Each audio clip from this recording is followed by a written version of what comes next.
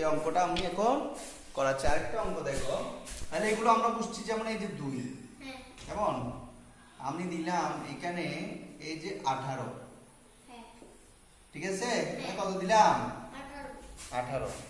তাহলে আমরা কি করব, কয় ঘর নিব বলো তো, এখানে কয় ঘর নিব, এক ঘর নিলে হবে না, এটা তো ছোট, 2 এর চেয়ে ছোট। তাহলে কয় ঘর নিব, 2 ঘর।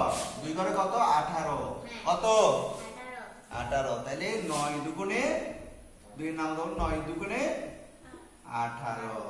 তাহলে 18 থেকে এই যে 8 থেকে 8 গেলে 0 মিলে গেছে না, আর এখানে ভাগফল হচ্ছে কত 9। বুঝা গেল?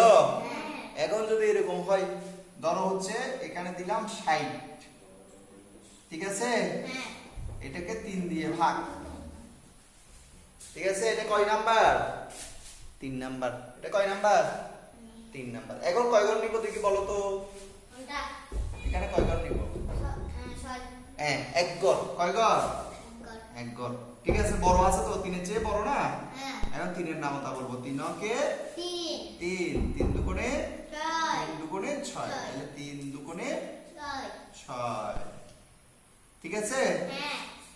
আচ্ছা, এখন এখানে কি থেকে গেল, 6 থেকে 6 গেল তো 0, কিছু নাই, এখানে একটা 0 থেকে গেছে, এটা নামাতে হবে। এটা কি করতে হবে, নামাতে হবে।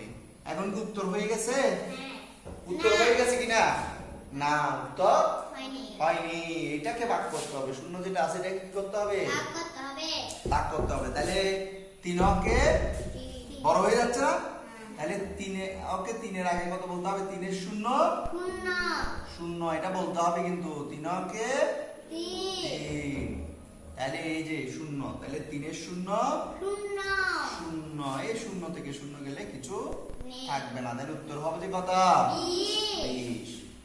বুঝা গেল? এই 20 দিয়ে যদি তুমি 3 কে গুণ করো, দেখবে কত আসবে, 60 আসবে। বুঝছো? এটাই হচ্ছে উত্তর।